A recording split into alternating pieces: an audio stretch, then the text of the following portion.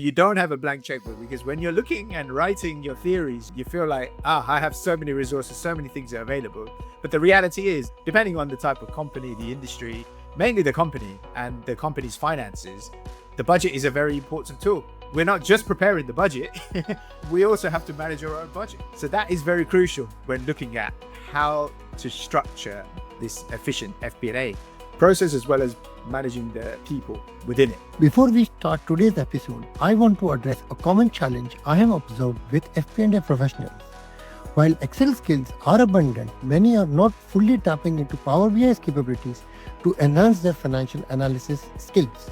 With over a decade of experience in FP&A consulting and countless training sessions conducted, my most loved training by FP&A professionals, hands down, has been my Introduction to Power BI for Financial Analysts. So, for my loyal podcast listeners, I am giving you free access to it today. Check out the link in the description below to upgrade your FP&A skills today. Thank you. Thank you, Gowthaman, for making the time. I really appreciate you coming to our podcast called FP&A Unboxed. For the listeners, Gowthaman is basically currently working as the head of FP&A for the Verian Group, and he's been in FP&A for almost 7 to 8 years now, and in a few leadership positions. So we will be looking to learn from him, what is his thoughts on the first 90 days in FP&A and such like, or what are the plans as a leader in FP&A he has when he goes into a new role. Anything you'd like to say, Gowthaman, before you begin? No, I'm excited. So every time we talk, it's always an exciting topics that we cover. So looking forward to it, and also picking your brain as well into these areas. So I'm looking forward to it. No, definitely. It'll be my pleasure as well, right? I mean, talking to you is always fun and exciting. So, hey, there you go. Yeah. So you recently took up it. So it's been 5 months you've been at the as a head of FP&A in the Verian Group. What are your That's first correct. impressions? Well, I'm someone who loves challenges. So that's one of the things I was looking for when I was moving to my next role from Reed Exhibitions. And going into Verian, I could see there's a lot of problems for me to solve and a lot of nice challenges there. So I'm always up for it. So in that way, I thought, yeah, that's a good move because now I can get stuck in and work straight into it, really. So my thoughts are great, full of challenges. So again, if you don't mind delving a little bit deeper into that, so obviously not confidential stuff, but like, what do you think are the key challenges? Is it data? Is it processes? Is it what not clear definitions of KPIs? What are the key areas you're looking to solve with them? So Verian Group was a carve out from a bigger company. So they went independent pretty recently. So with that, there's a lot of challenges around exactly like what you're saying, systems, new people, policies, all of these are very new and some of it haven't been developed, like the FP&A function. It pretty much starts off with me trying to build out an FP&A function from this carve out. So that's a very exciting challenge. I would say that's the key challenge, to build out the FP&A function. Perfect. Cool. So your experience in your previous roles, right, at basically at other companies, how has that helped you in this role? So what are the key things you think you bring across when you take from a previous role to a new FP&A role? What are you carrying across according to you? Yeah, I guess in the previous roles and even in your career in finance, the way I would see it is I'm always constant. I'm always open to constant learning and also learning from key people. And I've come across great finance people like in Sanderson as well as Reed Exhibitions. So I guess knowing where you want to go is always crucial in that part. So having a personal strategy helps me to be able to pick out the skills that I need. And it's like you as well, Tejas, right? Doing this podcasting, and you have to acquire a new set of skills or redefine your skills. So when I'm moving from jobs or while I'm at the jobs, I want to know, what do I want to gain from this, and gain from the people around me who also have a lot of experience. And then how do I take that on board and take it into my new place? So that's always a constant approach for me, learning from people, the good and the bad. Okay, I like the approach. That's so that you use the word have a personal strategy for your career and for what you want to pick up. So, A, do you mind basically sharing your strategy? And B, and more importantly, how does one form that strategy for their own career, right? Because a lot of the listeners, I'm sure, will be like new to FP&A or starting out and things like that. So that's something I think that would be very helpful for them. Yeah, it's a funny thing that you mentioned it, because I was having an objectives review with someone who reports to me, and this was one of the things that I picked up on, because it started to work really well for me when I started off in my career, and I think, like you're saying, for people not just in finance, any roles or anything that they are going into, and even in your personal life, to have a strategy.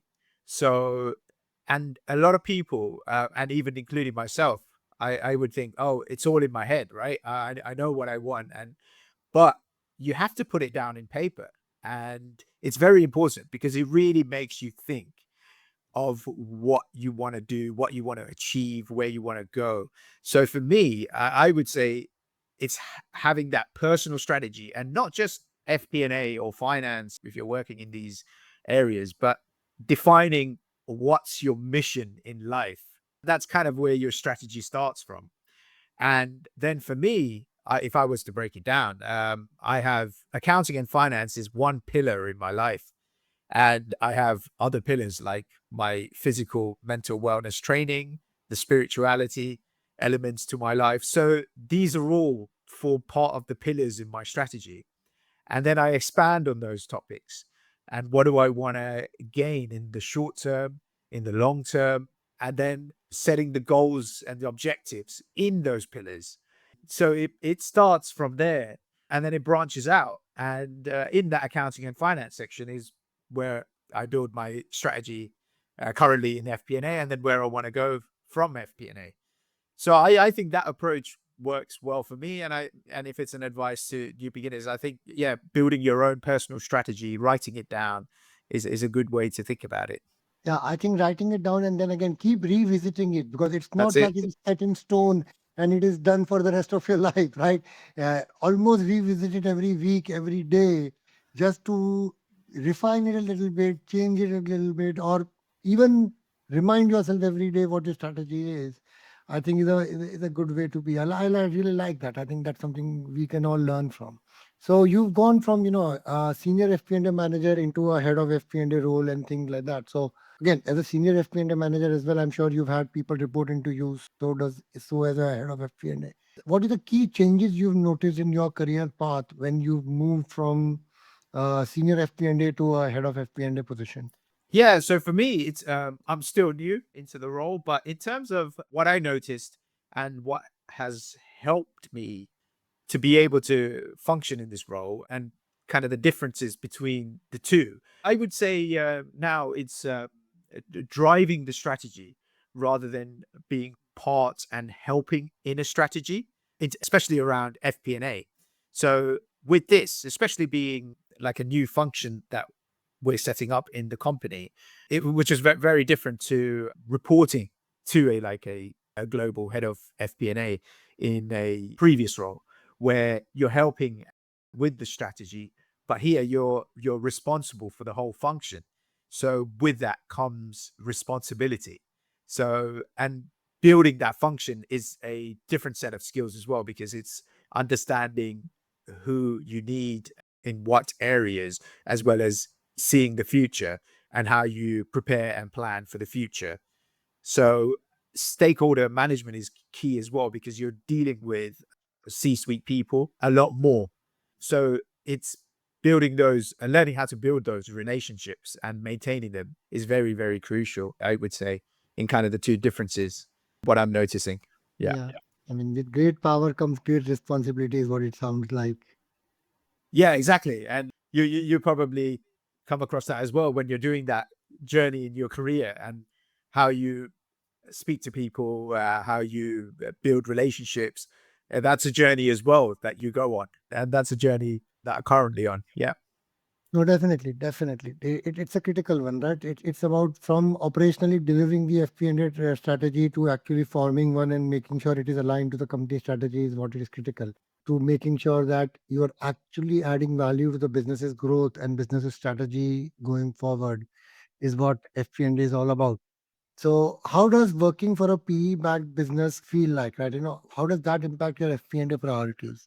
This is the first role that I've gone into where it's a PE-backed environment. And that's specifically what I was looking for with the move. I've worked in other family-owned private company as well as PLCs. So PE-backed in my career was missing. But going into it, absolutely love it because it's exciting, fast-paced, and strong focus. Cash is king, right? So looking at cash flow statements, different scenarios, modeling. And yeah, so I would say that there's that strong focus on EBITDA, but it's managing expectations, I would say, is very crucial in a PE backed. You're answering to your different key stakeholders as well as having that relationship with the PE firm. So it's something that I really enjoy. And I can see why some people might find it overwhelming. But if you like the challenge, and you find it exciting and you like to solve problems, then it's a fantastic environment. Yeah, I think the amount of questions you get, and a level deeper, a level deeper, a level deeper till you get to the crux of the problem. In a PE environment, I use the word grilled a lot. Like you get grilled till you get to the bottom of the whole conversation, which I think is a lot of fun for learning. But sometimes the pressure can be a bit too much. So yeah, it's fun. Yeah, it's fun for your learning, but it's also as a professional how you deal with it. So once you're, because at the end of the day, the PE firm has people and they have their own objectives, and you have your deliverables. And when you're new, you're first trying to understand these. So you're trying to understand who is the PE firm, who is the person that you're dealing with in the PE firm, and what are your deliverables. And initially, it might take a little bit of time to get there, or it might not be quite right. But for me, I have to always have in mind, what is it that they're looking for? What is the type of character? And then you should prepare your deliverables accordingly. Then it becomes a lot easier because you can already predict what the questions that are going to come and in the style of questions that are going to come and what type of deliverables you need to prepare. Because if the person likes who's a numbers heavy a stakeholder that you're dealing with, then you have to make sure your deliverables answer to that person. So I guess I would say it's a journey that gets easier from the beginning. Yeah, as Harry Specter says, right? Play the man, not the cards. Yeah. So basically, figure out who you are dealing with and play to the person rather than trying to play to the textbook. So no, that's it's always very interesting. Anyway, the financial metrics, what matters most in the first 90 days when dealing with acquisition. So when you like this carve out happened and you started first 90 days that you've been into this business, what are the key financial metrics that you were measuring yourself against and the business against for you to make sure that this basically is a sustainable stuff, right? That your FP&A function is consistently building upon itself. So, what are your first metrics you focused on when you started? Yeah. So it goes back to like when we always talk about the beautiful parts of the process, the input, you know, input, process, output. So for me, it's to see that when I start, like, how is things happening? Because before you start making changes or you want to do things and you want to jump straight in, which is like me, I want to jump straight in and help out. But while you do that, you have to, for me, keep it simple, but also understand what's happening in the environment. So input, process, output. Now, how is that happening currently in the finance function? And then where can FP&A add value? Is there anything that FP&A is doing currently in that region which can be improved through automation or and things like that? But it's really seeing that input, process, output, and where you can see the quick wins in that process. So clear examples, when I started, there was a lot of heavy reliance on Excel, and still is, but there's a plan in place go into the data warehouse modeling as well as using Power BI automation, all these things. So they're all in the works, but you can't just go in and the next day it's all happening. So you have to figure out what is exactly happening, where things are going wrong, what's the feedback So it's very important when you look at the input process output, is because you just don't keep doing it and just putting out the output. You need the feedback because the output is going to people. So it's very important that you get feedback. And then that's a cycle because you have to keep tweaking and redefining. So that's the way I would see that. And that's the way in terms of the changes and things that I would make would have that framework. No, definitely. I mean, you know me. Input, process, output has been my motto for last, what, 20 years now. Anybody who's ever worked with me, they know. I will always talk about where is the data coming from. Is that correct? Number one. What are we doing then to the data to mess it up further? And what is the output you're producing? So, no, that is critical. I mean, without that, it doesn't work. So, I mean, I completely agree with you on that one for sure. So, top three priorities when setting up into a new leadership role, right? What are three things you're looking to achieve in the first 90 days when you set up into a new leadership role? So for me, it's like, especially in this leadership role within FP&A, is to have that strategy as well.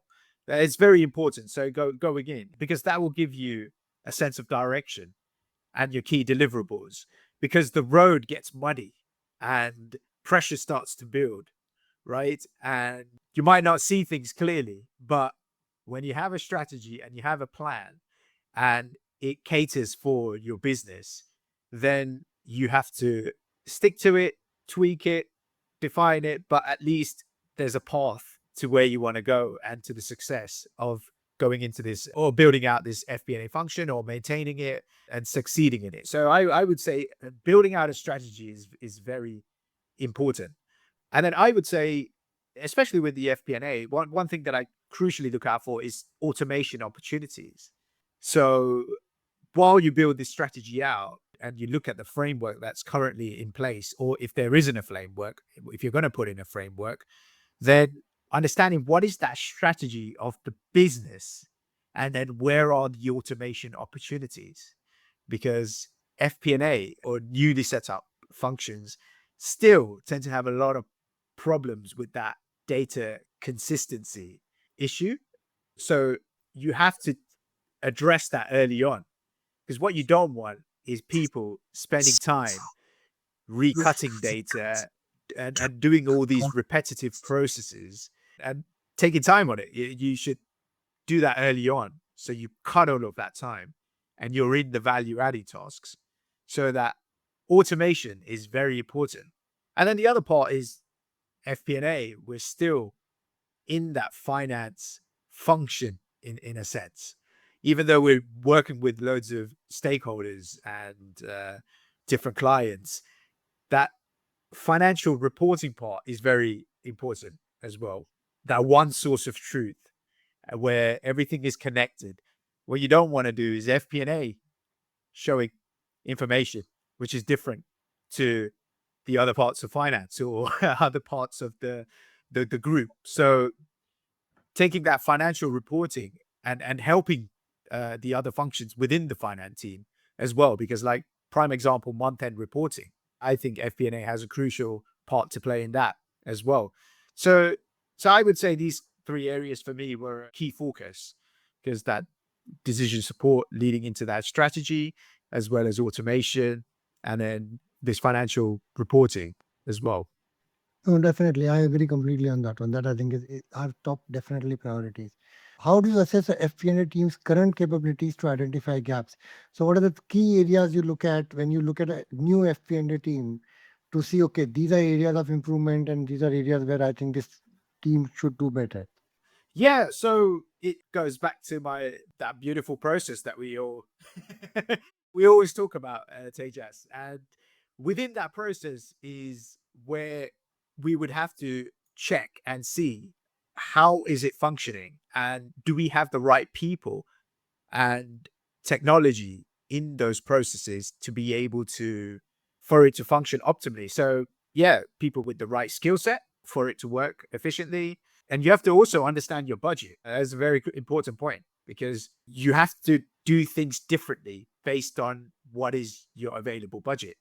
Now, if you had a blank checkbook, you might be able to get a lot of things done a lot more quickly, right? But So nobody has a blank checkbook, right? So here, there you exactly. So you don't have a blank checkbook, because when you're looking and writing your theories, you feel like, I have so many resources, so many things are available.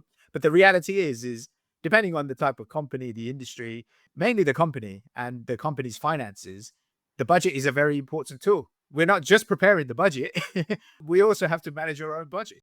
So that is very crucial when looking at how to structure this efficient FP&A process, as well as managing the people within it. Definitely. But so how do you assess team's capabilities? That is the critical piece, right? So one you said is definitely the right people in the right roles. That is critical. Yeah. What else would you look at? So you'd look at what? Processes, data, technology. What else? What would you look at? Yeah. So going back to that point, so it's to have the metrics in place. So if it's people or if it's processes, so with the people, it's what do you need the people to do? It's very important. You've got people, you've got your analysts, or you've got your FP&A managers. Now, what do you exactly need them to do? And then how do you measure what they're going to do? So you need to have the performance management metric that you do for your key stakeholders. You need to do it within the function as well to be able to do that. So for those key people, you need to know how to measure their success. And same with the processes. Now, how do you measure the success of these processes and the outputs that you're delivering?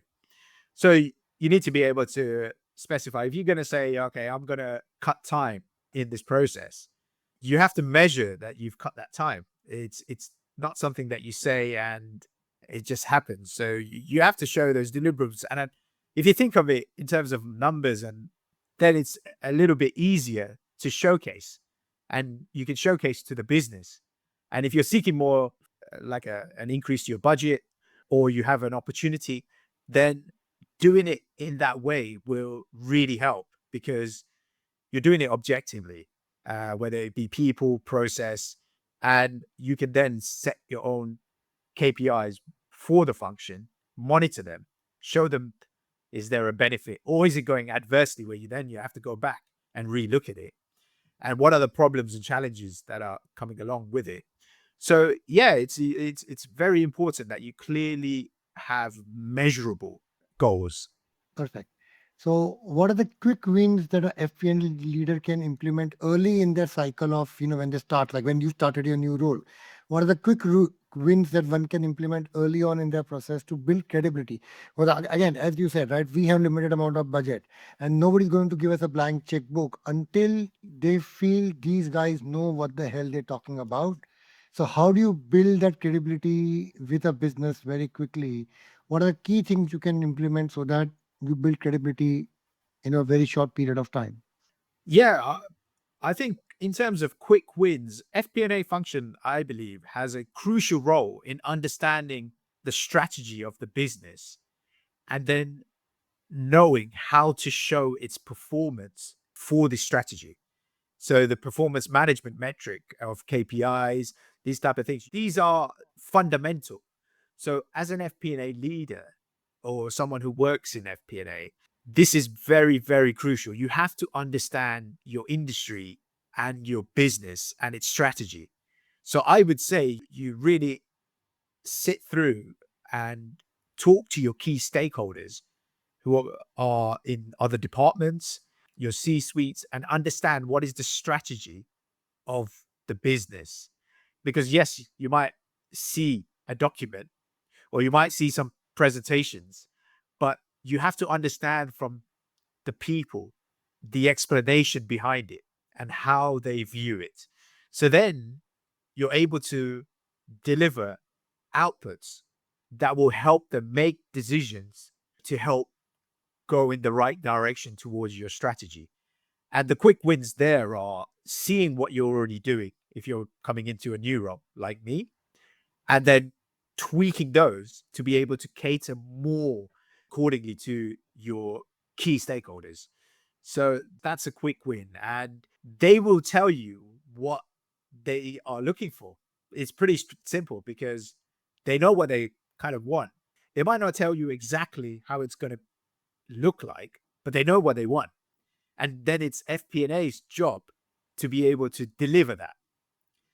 And another part of that whole challenge is, for me, from this perspective of my first 90 days, it's the data inputs as well. They're a very crucial part to this, because you can have the best process and you can have the best outputs, but if what's going in isn't quite right, then you're then left with something that you have to try to explain, or you have to overlay things to be able to bring it to something that you can show and explain. So data inputs can cause a lot of problems. And that's something that you have to, as a quick win, really, really understand. Because the worst thing that you can do is you start FP&A, you jump on, you start tweaking some reports and then sending it out to everyone, but they're not really understanding the inputs of that data. So that is a very important part, I would say, in FP&A. Yeah, And rubbish, as we say, right? Rubbish in is rubbish out. Basically, you can put as much lipstick as you want on that pig. It is still going to look very ugly. If the data is wrong, when the data is wrong, and it is what it is, you have to just deal with it. So fix it at the source first before you do anything else further with it. yeah, and I also like to say is that I go back to that automation part, and it's doing it in stages as well. Like, so for example, here, but I know I couldn't go straight into the database from day one. It needed a budget sign off with the team prepared to build it and working with those team defining. So, but in the meantime, I had a very painful Excel files. So what do I do? Do I carry on with these painful files, or and then while my sign off for the budget is pending? What I think FP&A especially, or FP&A leaders, have to really understand is, okay, in that process you have to map out what is the roadmap. So this is the best process that I want to get to. Now, I would love to have it from day one to be able to start, but I can't. I have to wait for the process of the sign off. And depending on what type of company you're in, you might have to wait a bit, or you might be the lucky one and get the sign off straight away. But you have to have your roadmap. And then once you have your roadmap, then you can say, like for my example, I had to wait a bit till I can start the data warehouse model. So in that time, can you use Python and other areas to be able to speed up the Excel process? So why go with the pain if you can tweak some changes, save some days, improve the outputs in the time frame of waiting for that data warehouse, which is what I like to do. So you can always tweak things and have a roadmap in mind, even if you don't get your what you want straight away. So you shouldn't feel hardened that, oh, I can't get this now. Oh, I'm stuck with these files. No, there's always a way, and you just have to plan how you're going to do it.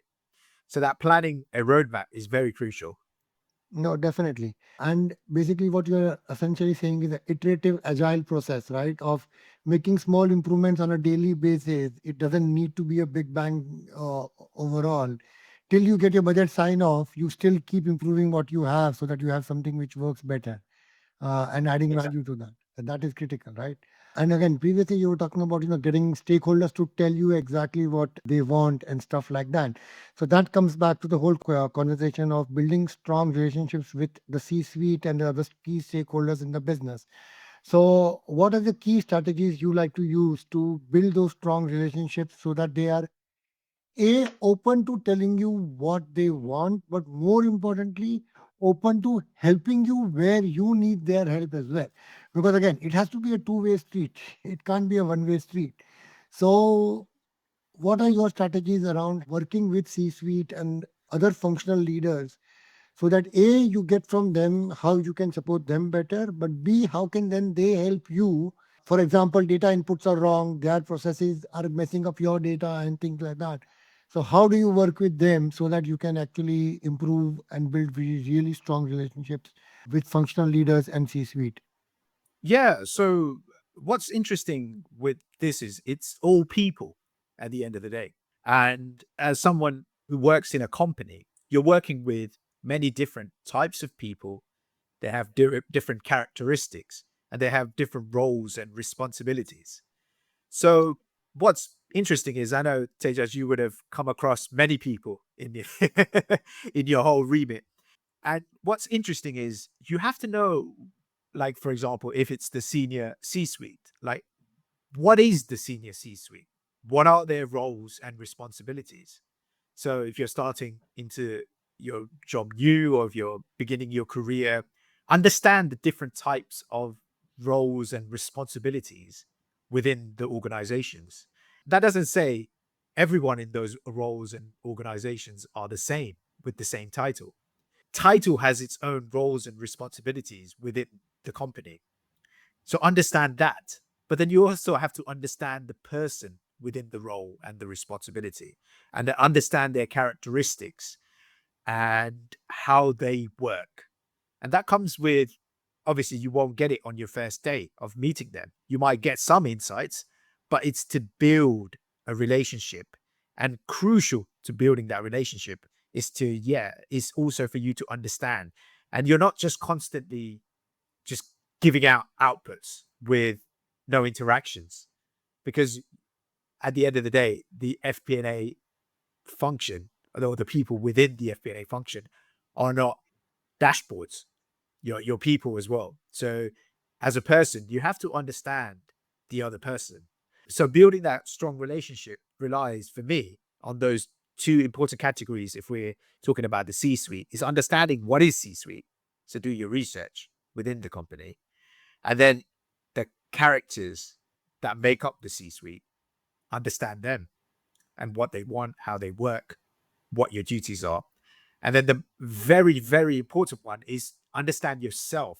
So for me, is to understand myself. Now, what are my strengths and what are my weaknesses? How do I communicate? So for me, I'm a numbers person. I like to communicate through numbers. And you have to know how you build credibility amongst the others. So and what do you bring to the table when you are discussing with a C-suite? So you have to know who you are, how you build your skills while you interact, because then the conversations and that relationship gets better, because you're also learning and refining your skills, and you're very open, especially from FP&A, because that business partnering is very important, right? So that's the way I would look at it. I would look at it is, you also have to understand them, but it's not just them, it's also you. So you have to understand yourself. So their role in the business, their individual personality, and then your context to that whole picture for you to be able to optimally build that relationship in a strong manner. That's a good way to look at it, I guess. I Yeah, mean, and also to work on yourself, because one thing, like, if you want to be a charismatic person or a competent person, you just don't think it and it happens. That's just one small element. So you have to build on yourself to be able to build relationship with other people. It just doesn't happen the way you want it to. You have to work on it as well. So you have to work on yourself. of course, absolutely, 120%. I mean, ultimately, I think we are all work in progress every day of our life, right? Every day of our life, we are all work in progress. So that is critical. How can FP&A be seen as a true strategic finance business partner rather than just financial reporting function? So yes, financial reporting definitely, as you have said previously, is definitely important. Nobody takes that away. But that's not the only role we have, right? So what is this? How do we be perceived as a strategic finance business partner? That is, I think, a critical conversation we all need to have. Absolutely. Absolutely. Because the dashboards can do that. The dashboards and the systems can do that. If you just want numbers to be sent out, that can be done very easily on a consistent basis. So what is FP&A bringing to that element? And I would say one important part of that is going back and understanding that company strategy, strategy of the CEO, what type of industry we're in, bringing that all in together to be able to tell the story of the numbers and relate it to these various elements. So one element of FP&A is variance analysis, and and if we take variance analysis part, it's explaining the story. And we always hear this term, but what does it exactly mean? because the variance and the numbers anyone can see. Now you have to know the moving parts. And it's not just the moving parts in that story. So my revenue has gone down because X project didn't work, and didn't work because, I don't know, time was overspent on it. But that's just one part of the story of explaining that variance. You have to know, does that have future impact into the business? How do we mitigate this for the future? Is this an impact to a short-term objective in the strategy? So FP&A has to really understand the strategy, work with the business partners to be able to communicate the story of those numbers and bring them all in. So that's what I would say is that strategic business partnering part of not just saying the story and the why, but it's also seeing the impact across the whole company. Another part I would say is related to that is that value adding part. So that's the value adding part to this. It's not just to say that the numbers are being reported accurately, but it's you adding value to it, and you're adding that element that isn't done so easily yet, which we get on later, isn't it? I know you don't like talking too much about AI, right, Tejas? It seems to be the hot topic, but I'm not against AI. It is just the I know fact is that I'm just it, joking with you. yeah, in my world, I still feel a lot of the AI conversation is whether it is really AI or whether it is machine learning and whether it is automation or it is all being broad brushed as AI is the conversation. So it's about going to the deeper level and understanding what does AI actually mean. Because getting a report faster is not AI. That's just automation. Right. So that's where I have my frustrations with people when they broad brush Because everything. it's a blanket term, right? It's a blanket term that people are just using and throwing out here. And I guess a lot of people, it's thrown in because not many people really understand it either. So the word is just thrown in, and then everyone has their own perspective on what that word means in that conversation. And I find in a lot of those conversations, it doesn't get any further. You talk about a few elements, and then it's just left there. But yeah, going back to that point, what I was trying to say was with that value adding part, what are we bringing in? What is our conscious mind adding to this information to be able to provide more insights, not just sending out the reports and faster reports and reports that look pretty. It's more to that. No, definitely, definitely. Again, you have touched upon I think Python and stuff like that. So I'd like to expand upon that a little bit more. Of what role does technology and automation play in the modern FP&A leadership according to you? I think it's very crucial, and I think that whole technology improvements has also been the big driver behind the growth of FP&A, because the vast amount of data that's being recorded across the companies has really helped the FP&A function. Because when I started, you didn't see many FP&A roles. You might have seen it in the bigger companies, but now you see it everywhere, especially in London. Small, medium, large, FP&A consulting, all these things have really grown with the advancements in the technology space. So I think it's hand in hand. And I think it filled an area where I think there were accountants, but there were also techie, enjoyed data, working with data. And that's where those individuals really started to excel because, like, if I take my perspective, I always did mathematics. So working with numbers, spreadsheets with loads of numbers when I first started off and understanding data points. But then you also had the financial, like statutory reporting part, which is like the bread and butter of the accounting. So learning all of this, but you kind of think, where do I fit in? Yes, I enjoy this part, but this is fun, building things, data. And then you start to see the FP&A blossoming. And I guess these individuals powered really understanding tech and how tech can be brought into the finance function, really started to improve the finance function as a whole as well with this FP&A and tech combination. So it's like a great marriage of the two areas in the finance function blossoming into FP&A. And I guess to that point is going back and understanding that input, process, output. Now, in all of those areas, you're going to have a factor of technology nowadays, depending on where you are, what type of companies you do, but especially like in London, small, medium, or large, that technology is from the beginning. It's just anywhere. Even when you get your laptop, you're starting off, right? with that space. So it's really understanding the different types of technology that you have, systems, softwares in your company, and then what helps your function. What are you responsible for, or part responsible, or a user of? And then in that input, process, output with the feedback loop, how technology and systems fit into there and what can be added to improve or what can be changed, part of your strategy.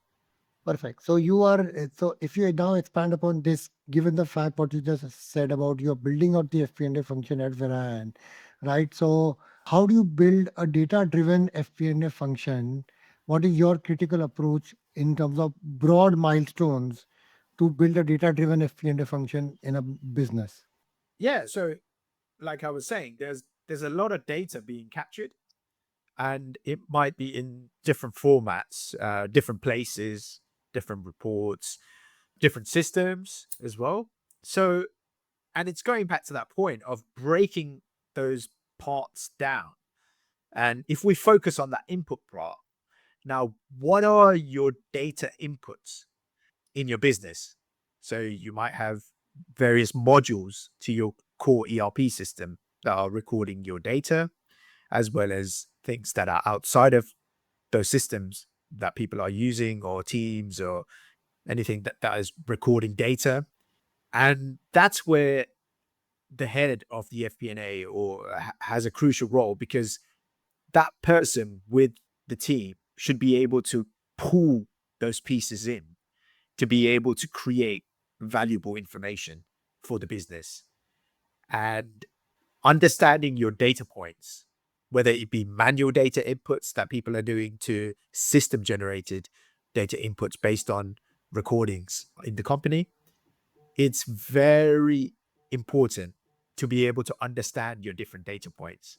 And then also to do a data health assessment on your data points, because it's no good that you're getting all this data and trying to turn it into information if the data that's going in is not great. So you have to do that health assessment to be able to really analyze it and build your strategy and how you improve the health of your data. Sure, definitely. Okay, I have to now go because we've got a limited amount of time left. So I have to go to my three standard questions. I have said to you there are three questions I'm asking all the guests. So first, where do you think the future of FP&A is in 3 to 5 years? You're not allowed to say AI only because, as I've said, right, AI is a very loosely used term. Everybody tends to paint everything with AI as if AI is going to solve all problems on the planet. Respectfully, I don't think in 3 years it is going to, but we'll figure it out. So where do you think is the future of FP&A in 3 to 5 years, and not allowed to say AI? What else? I would say, without saying AI, it's what I would love to have and would really help build towards. And I think it is kind of going in that direction, is building those virtual analysts functions. So what I mean by that is there's still a lot of processing and things that the analysts do. Yes, the business partnering, as in, if I refer to the business partnering as in this topic, like person to person interaction, that is obviously very important. But there's also the other parts, which is the analytics, the data cleansing, checking the consistency. So all these things, the reporting, can be done virtually by like an assistant 24/7. And not just like you're using a language model, but this is communication, like with a direct report. So And it's not you're going back and forth trying to, no, that's not what I meant. No, it's this. Nope, nope, nope. Let me break it down. It becomes easier, like you're conversing and instructing. And that just becomes like your own personal assistant who's an analyst if you're heading up the division, and you can have hundreds of analysts that are created for a fraction of the cost, right?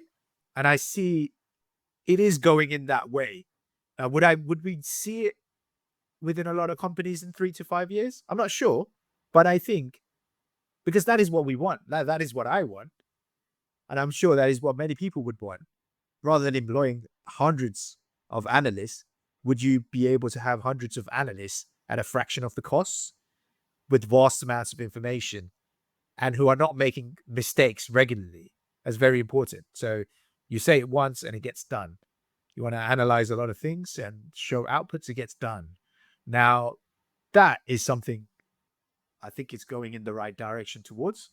And the other parts, it's in those rolling elements. Yes, a lot of people are still doing the static budgets, and it gets outdated pretty quickly. So it's to be able to pull in not just the information in your company and how that affects the forecast and the predictability. It's also pulling in competitors, different markets, and all of those elements very instantly, and always having a live update to your set of numbers very easily. Because at the moment, it's a little bit more challenging trying to pull in more elements, but it's to have that live fed across various things. I would say is going towards in the right direction, and I say the FP&A's function to be able to work with the data engineers and these people to be able to do that. And now with all these advancements in other areas, you have to direct where you want to go and how you're going to get it and who is it going to help in terms of, like, if you want to do it with the sweet people, really designing it, bringing in the right people in those areas to get that live, constant, accurate forecasting set up. Yeah, I mean, in an agile environment, right? I mean, today the environment that we all do business in is changing so rapidly. You have tariffs, you don't have tariffs, you have tariffs. There's this high tariffs, low tariffs, they change every day. So it is important to understand and have a budget or a forecasting ability which is more agile than just static. So, and it can't take you 3 months to put a budget together. If it takes you 3 months to take a budget together, it is not going to work, is it? So. Exactly. And how easy is it to change the assumptions and the modeling behind it? It should be very easy. And that's where we want to be. Fractions of seconds, to be honest. Fractions of seconds. The markets change, laws change, and changes like that within a finger click, right? That's what we want. So yeah, I would say it is going in that direction, and I think we will see it. Perfect. Cool. So, what is one thing that FP&A function needs help with today to become a better strategic finance business partner? Only one clear identified thing you think most businesses need today for FP&A to be a better strategic finance business partner for them. I think the main thing is FP&A to be that gatekeeper of that single source of truth to that business. Okay. So because you're working with the company data and analyzing it and checking the data consistency and the quality within the company, I think it's very crucial for that company to trust you as almost like the gatekeeper. And if numbers or communication is being communicated across the company, then that's why FP&A becomes a single source of truth, because what comes from the FP&A function should be right. And it brings all those stakeholders together. And that's what they're hoping for. No, that sounds perfect. Actually, I believe in the single source of truth. I coined that process before title before it became so popular. Back in 2008 and 9, I've got evidence to prove. I used to always say, I should know where God is. And the metaphorical God is basically where the single source of truth is. This is the number, that is the only number we trust, and that full stop. That's Right? it. That's We are the function of trust. otherwise, who are you? I mean, respectfully, but otherwise, who are you? I don't know, right? So as FP&A function, if we are not the function of trust, then who the hell are we? We are the Exactly. we have to be the people who people can trust. So yeah. For someone who is looking to move into FP&A or has just started in FP&A, what are the skills and certifications you think they should be looking to acquire? Right. So I think to have a solid background in the accounting and finance, for me, it helped a lot because I'm still dealing with accountants as well in other departments and other companies. So really understanding the accounts, the chart of accounts, the debits, the credits, the financial reporting, I think that helps a lot as well when you're in FP&A because at the end of the day, you're still in that finance function working, yes, with many stakeholders and building everything out. Having that gives you a bit of an edge. So look into that if you're coming new into FP&A. Don't just think, oh, I don't like this part of accounting. I like this. Yes, you might be okay in it, but if you do focus your area into building your strengths on your knowledge of accounting and finance, is really going to help in the FP&A function. And I would say that whole storytelling part, the strategic finance business partnering part, is very important because you can only go so far. And now with the advancements of things in tech and software, doing reports and sending out reports, building reports, this is the easy part. And to be able to really understand the strategy of the business and communicate the story, understand how to get the story to be able to tell the story. That's very important. So I would focus areas in understanding that, as well as being good with understanding data. Your computer skills is very important. We all work on a laptop nowadays, it's very common. So really understand your way around a laptop, how to speed things up on a laptop, what the laptop can do, what are the different softwares and tools out there that can really help you in your role. Do a bit of research into that because that is really going to accelerate you and it's going to make you stand out if you're a new professional. Because if you're fast on your way around a laptop and the software, this is really going to give you an edge over some of your competitors. So I would really say that. And then most important of it all, going back to the first point that we were discussing, is to build your own career strategy, part of your life strategy. So building that life strategy and then having the section for your career is going to be very crucial. So definitely, I like the life strategy piece. I am going to take that leaf definitely as well, and going to take a piece out of that one. And yeah, I mean, I think the you covered it correctly. Like, have your financial certification, have your strategic finance business partner and business partnering skill set, and then have technology skill sets. But again, technology skill sets again is what you indicated towards beyond Excel. Look at the technology stack available and look at what else is out there beyond Excel. Because I think still a lot of people focus far too much on Excel. When yes, Excel is a fantastic tool. I still love Excel, but it shouldn't be the end of your skill set. It It's should be a not, and the world is starting point of changing. your skill set. That's right. The world is changing, technology is changing. And yes, Excel is a great tool. I use it every day. And but it's not the be all and end all of FP&A.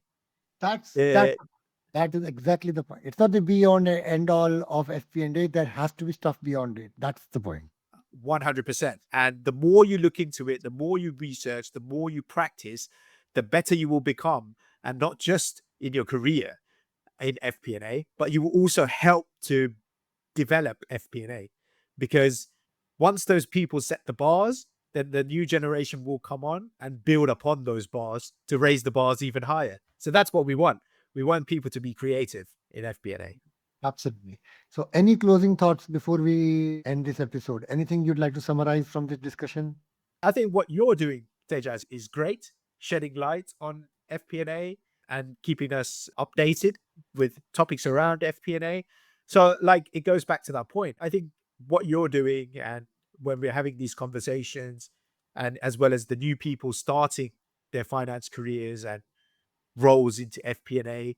This is all very important because it's all for the future. It's building upon. So when we're retiring and we're ending our careers and we're, sitting on the beach with our drink, resting, for example, the next generations are coming and they're building upon and taking it even to newer heights. So we have to share our thoughts, ideas, and give platforms. So I think that's very important, and it only helps the whole industry and the functions grow. Definitely. Thank you so much. I mean, by the way, just to be very, very clear, neither Gowthaman nor I are retiring anytime soon. We've got a few decades to go before we retire. So neither of us are retiring very soon. But yes, I mean, sharing of knowledge, I think, is a great way forward. That is the reason why I'm doing this podcast as well. I think the more knowledge we share, it brings us all forward together. And that is the purpose behind this, right? So, hey, anyway, thank you so much, Gowthaman. Thanks a lot for your time and your wonderful thought. I'm sure we'll catch you again in another episode on FP&A Unboxed. Thank you so much, Gowthaman. Sure. Thank you, Tejas. Thanks for having me. Enjoy, everyone. Take care. Take care. Bye-bye. Bye.